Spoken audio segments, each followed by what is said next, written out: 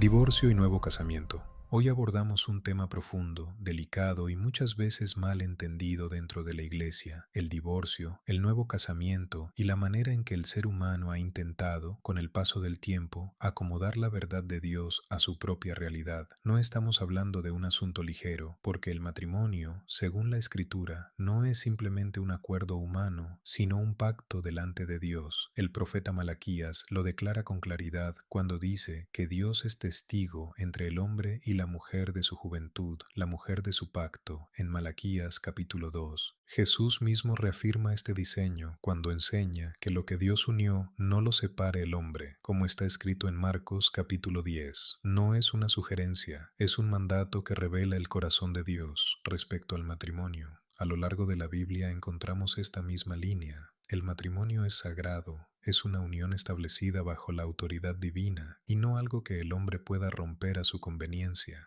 Sin embargo, junto a esta verdad hay otra que no podemos ignorar. Vivimos en un mundo caído y dentro de ese mundo estamos nosotros, con nuestras debilidades, nuestras luchas y nuestras fallas, porque el problema nunca ha sido el diseño de Dios. El diseño es perfecto. El problema siempre ha sido el corazón del hombre. Como dice Romanos 3:23, por cuanto todos pecaron y están destituidos de la gloria de Dios. Todos hemos fallado, no solamente en el área del matrimonio, sino en pensamientos, palabras y acciones. Santiago capítulo 2, verso 10 dice que cualquiera que guarda toda la ley, pero ofende en un punto, se hace culpable de todos. Esto nos coloca a todos en la misma condición, necesitados de gracia. Y aquí es donde debemos tener cuidado, porque este tema, cuando se enseña sin equilibrio, puede llevar a dos extremos peligrosos. Por un lado, la condenación, donde las personas sienten que ya no hay esperanza. Por otro lado, la permisividad, donde se justifica el pecado. Pero el Evangelio no es ninguno de los dos. El Evangelio es verdad, pero también es gracia, como lo vemos en Juan 1:17, donde se nos dice que la ley fue dada por medio de Moisés, pero la gracia y la verdad vinieron por medio de Jesucristo. La verdad nos confronta, nos dice que el adulterio es pecado, como está escrito en Éxodo 20:14. Nos advierte que los fornicarios y los adúlteros no heredarán el reino de Dios, según 1 Corintios 6, 9 a 10. Y Hebreos 13:4 declara que a los fornicarios y a los adúlteros los juzgará Dios. Estas son verdades firmes que no podemos ignorar ni suavizar.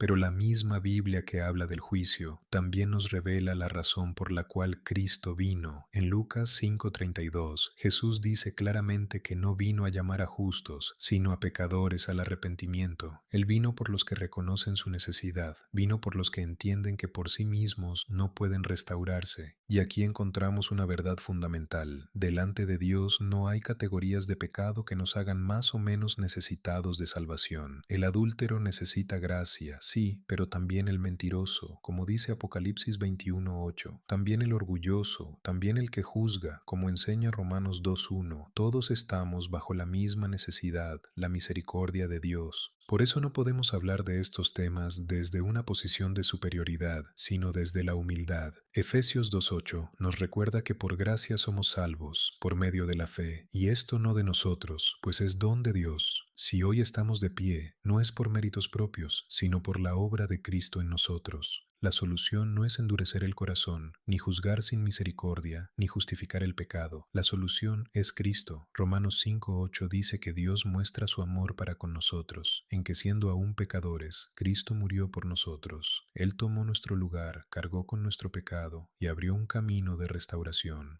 Cristo restaura lo que el hombre destruye. Como dice 2 Corintios 5:17, si alguno está en Cristo, nueva criatura es. Las cosas viejas pasaron, he aquí todas son hechas nuevas. En Él hay perdón, pero también transformación. En Él hay gracia, pero también verdad.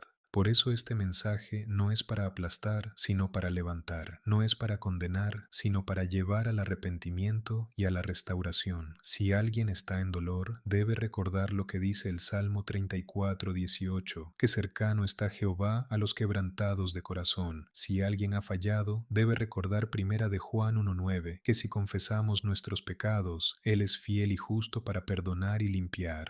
Y como iglesia debemos entender nuestro llamado. Gálatas 6:1 nos dice que si alguno fuere sorprendido en alguna falta, los espirituales deben restaurarle con espíritu de mansedumbre, no destruir, no señalar, sino restaurar.